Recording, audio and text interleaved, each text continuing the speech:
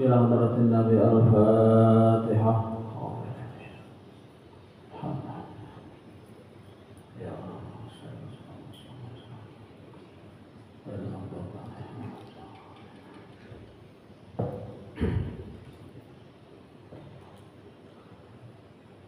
Assalamualaikum warahmatullahi wabarakatuh.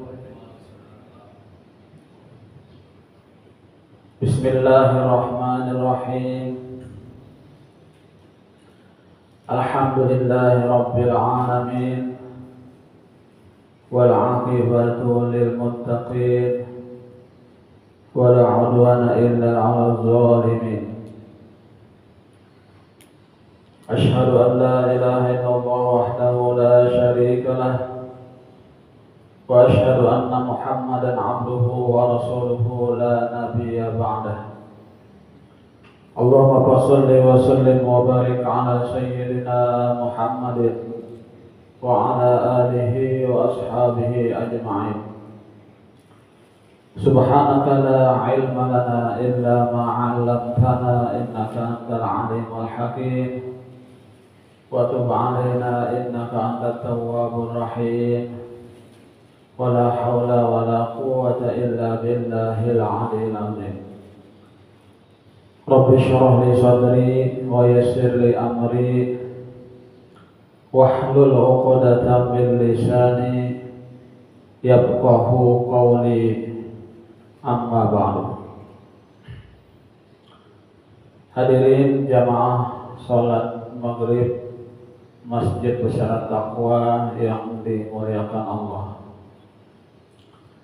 Pertama-tama terlebih dahulu marilah kita sama-sama memanjatkan puji dan syukur kita kehadirat Allah Subhanahu wa taala. Karena dengan limpahan rahmat, karunia, taufik dan hidayahnya jualah sehingga kembali pada malam hari ini kita dapat melanjutkan kajian kita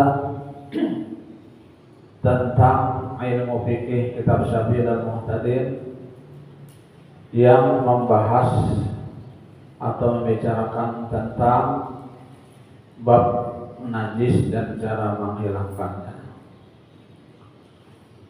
Salawat serta salam semoga pula terlimpahkan kepada uswatun hasanah kita, suri teladan kita, junjungan kita Nabi besar Muhammad sallallahu alaihi wasallam, pada keluarga beliau, sahabat, kerabat, zuriat, bahkan umat beliau dan orang-orang yang mengikuti jejak langkah beliau ila yaumil qiyamah. Dan marilah kita sama-sama pula memperbaharui atau berniat i'tikaf dengan niat nawaitu an a'takifa fi hadzal masjid sunnatan lillahi ta'ala. Sengaja saya beriktikaf di masjid ini sunnat atasku karena Allah Ta'ala. Hadirin jamaah salat maghrib Masjid Masjid Besar Taqwa yang dimuliakan Allah Subhanahu wa taala. Anak ingatan al-jihad. Biasa di malam jihad dan malam minggu. Pada malam hari ini kembali kita menyambung masalah bab najis dan cara menghilangkannya. Qala al-mu'allif rahimahullahu ta'ala wa nafa'ana bihi wa bi'ulumihi fid dharain amin. Menurut lahir hadis yang dikemukakan di atas dan menurut pendapat para fuqaha, cukup mengercikkan air di atas air kencing anak laki-laki sekalipun rasa, warna, dan baunya belum hilang. Ini hadis di atas yang dibacakan di hadisnya lah. Ujar Nabi kemarin, yughsalu min baulil jariyati wa yurashu min baulil gulami. Artinya dibasuh air kencing anak perempuan dan dipercikkan dengan air kencing anak laki-laki. Ini yang belum makan apa-apa ya, hanya minum air susu ibunya. Air susu ibunya lah, bukan air susu yang formula, itu bukan. Tapi ini kebanyakan campur ya, formula dengan air susu. Nah, campur gaul sudah. Jadi yang dimaksudkan di sini dibasuh air kencing anak perempuan, artinya dibasuh artinya disiram, disimbur, dan dipercikkan dengan air kencing anak laki-laki yang tidak minum selain dari air susu ibunya. Itu adalah. Namun bercampur dengan segala formula yang susu yang bubuk kaleng itu. Nah, ini lain lagi kira-kira nih. Jadi simbur juga. Nah, disimbur juga ya kan, karena sudah tercampur dengan air susu yang lain. Nah, andaikan cuma hanya meminum air susu ibunya, selama belum bercampur dengan yang lain, anak laki tadi bayi laki-laki lah, bukan bayi perempuan. Apabila kencing, cukup dipercikkan gitu aja. Jangan dipercikan gitu aja, disimpulkan. Ada disimbol kan ada, cukup dipercikan aja, ya kan? Itu sudah bersih suci. Walaupun dia tadi rasa, warna dan baunya belum hilang. Ini menurut hadis ini.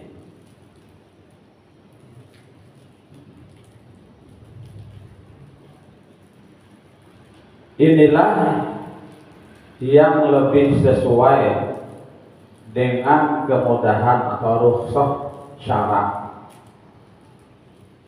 Dan pendapat itulah pula yang dipegangi oleh Syekh Khatib Syarbaini dalam Mughni, kitab Siril Mughni, Syekh Ramli dalam kitab Nihayah, dan Syekh Ibnu Hajar dalam kitab Tuhfah, bahwa dipercikkan air ke atas air kencing untuk menghilangkan semua sifatnya, tidak seperti cara menghilangkan najis mughallaghah dan najis mutawassithah. Ini najis mukhaffafah, karena najis ringan.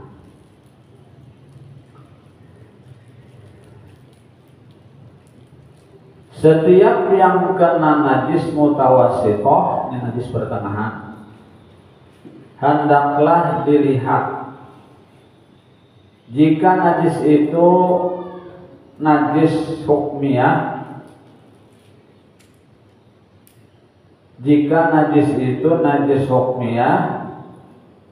seperti najis yang sudah hilang warnanya, bau dan rasanya, maka wajib membasuhnya, dan tidak cukup hanya dengan memercikkan air ke atasnya.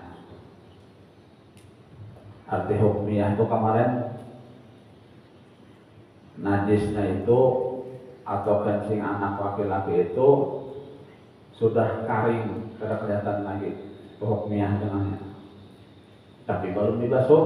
Nah, karingnya itu belum dibasuh, belum dipercikan air, belum dibasuh.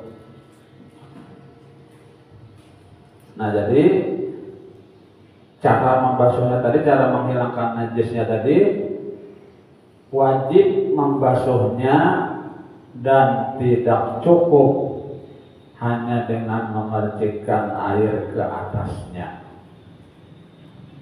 tetapi cukup membasuhnya dengan air ke atasnya sekali, ya, ke atas nang bekas kencingnya dari sekali, karena tidak ada benda dan sifat yang harus dihilangkan, baik dengan perbuatan seseorang atau bukan dengan perbuatan, seperti dihujankan, sama aja hilang juga ya kan, dihujankan misalnya, baju misalnya atau tapih dikencing kan anak-anak belum, atau orang sudah, anak tepung sudah bisa makan, lalu diangkat di luar rumah supaya kena hujan, tetap bisa juga ya kan, bersih juga ya, asal kena hujan, jangan hujan lebat, jangan hujan bebayanya.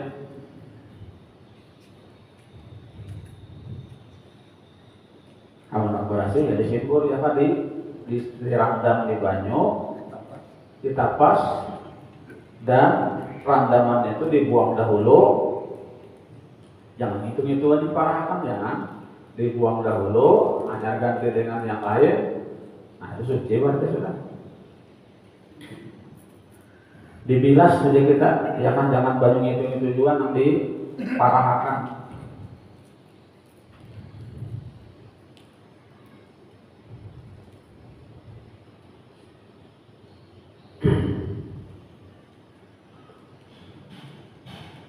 Tetapi cukup membasuhnya dengan air ke atasnya sekali, karena tidak ada benda dan sifat yang harus dihilangkan, baik dengan perbuatan seseorang atau bukan dengan perbuatan seperti dihujankan. Dan jika pisau dihangatkan dengan air najis atau dicelupkan ke dalam air najis, atau direndam biji-bijian ke dalam air kencing, atau dimasukkan daging ke dalam air kencing, kemudian semua itu menjadi kering, air kencingnya tadi, sehingga sifat najisnya tidak kelihatan, maka cukuplah membasuhnya dengan mencucurkan air ke atasnya sekali, maka dengan cara itu sucilah dalam batinnya, ya kan, baik daging maupun tadi pisau tadi. Tidak diperlukan lagi menghangatkan pisau, tidak usah menyiram air yang suci lagi menyucikan ketika masih panas. Tidak perlu merendam biji-bijian ke dalam air yang suci lagi menyucikan. Hanya disimbur saja sudah bersih. Tidak perlu memasukkan daging itu ke dalam air yang suci lagi menyucikan, dan tidak perlu memerahnya. Artinya cukup hanya disimbur sekali sudah bersih. Tetapi kalau batak yang direndam ke dalam air yang kena najis, ini bataknya ya, direndam ke dalam air yang kena najis, maka disyaratkan dalam membasuhnya dengan direndam ke dalam air sekira-kira air masuk ke dalam bagian yang sampai air najis tadi. Nah itu bata, karena bata itu kan menyerap air. Jadi cara membasuhnya direndam, ya, direndam. Beda dengan yang tadi daging atau pisau yang direndam atau terendam dengan air kencing, kalau sampai kering air kencingnya itu cukup disimbur aja sudah bersih. Kalau bata, ya kan ini kan menyerap air, bata ini meresap ke dalam. Nah jadi harus membersihkannya itu direndam juga, ya, direndam sampai bujur-bujur masuk ke dalamnya meresap.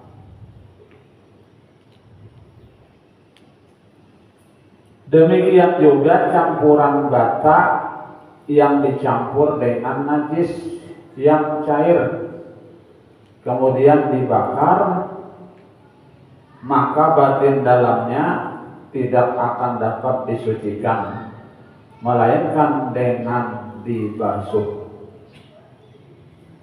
terkecuali ditumbuk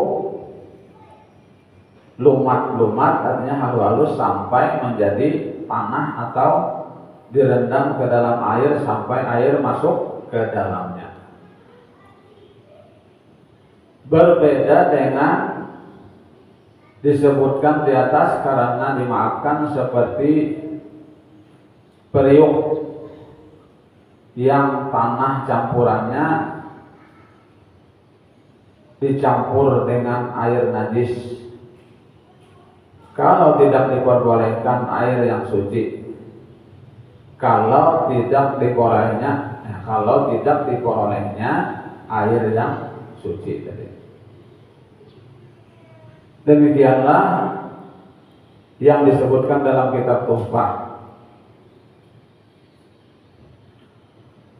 Kalau najis mutawassitah itu najis yang pertengahannya.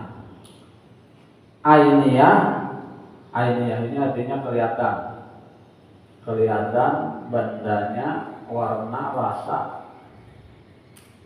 Maka wajib sesudah hilang bandanya dihilangkan lagi rasa, bau, dan warnanya. Seperti hukum menghilangkan najis mughalladzah atau mukhaffafah yang ainiyah.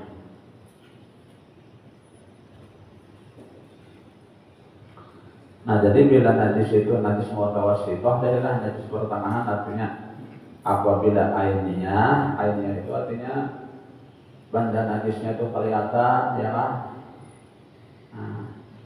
Nah maka najisnya itu dihilangkan dahulu, kemudian hanya dihilangkan warna, rasa, dan baunya.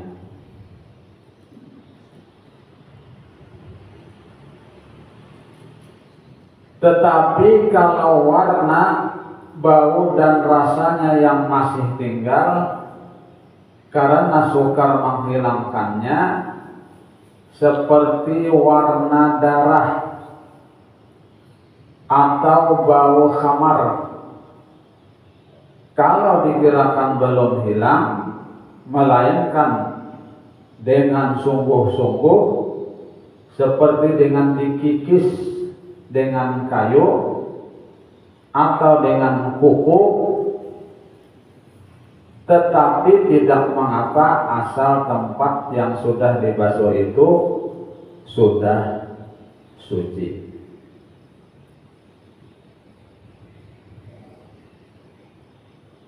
Ya kan, walaupun artinya warna dan bau tadi masih tinggal, ya kan, karena sukar, karena ngalih menghilangkannya, artinya sudah dikikis dengan dikarik tetap pada mau juga, kada berpada sudah, ya.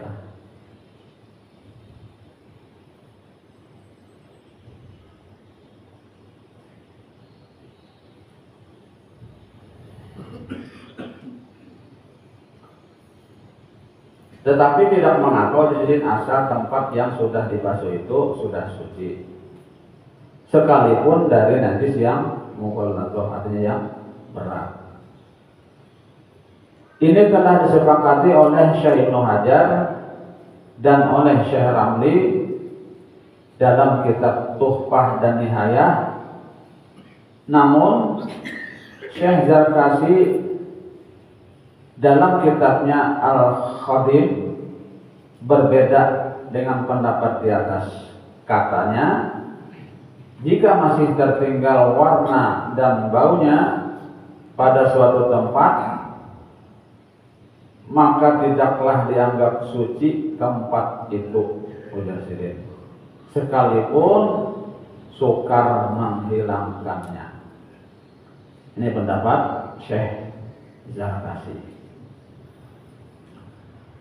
Karena bukti kuat tentang adanya benda najis masih ada.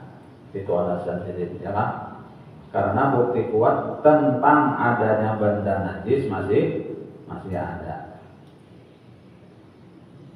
Dan juga tidak suci, udah Sirin, tempat itu jika masih tinggal rasanya, sekalipun sukar menghilangkannya, karena adanya rasa tadi yang menunjukkan benda najis masih ada, ujar Imam Syekh Zarkashi.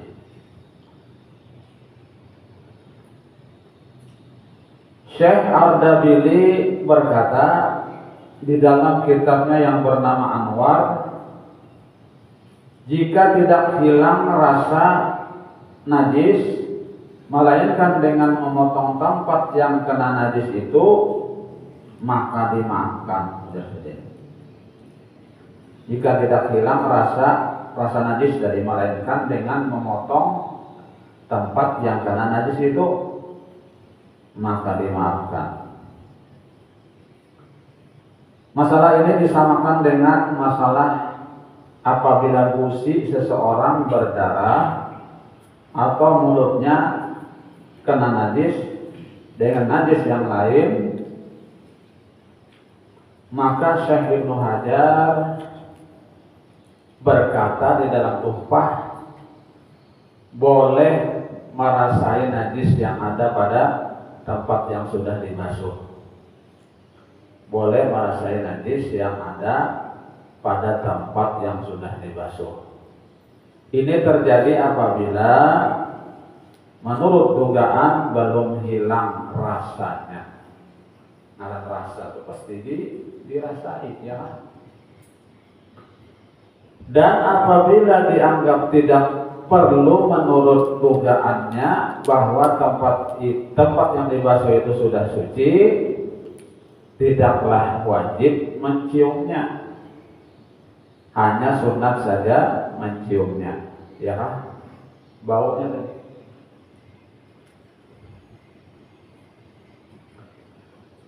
Diketahui dari uraian di atas, jika ia tidak memiliki indera penciuman dan penglihatan, tidak wajib mencari orang lain untuk mencium bau najis atau melihat benda dan warnanya, karena sudah dianggap cukup dengan dugaannya yang kuat bahwa benda dan sifat najis itu telah hilang.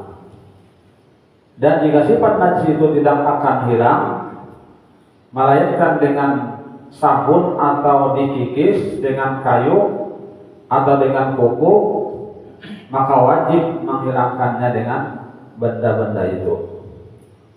Dan jika hilang sifatnya dengan benda-benda tadi, maka sunat baginya menghilangkan dengan benda-benda yang tersebut, tetapi tidak wajib menghilangkannya dengan sabun, terkecuali kalau harganya murah.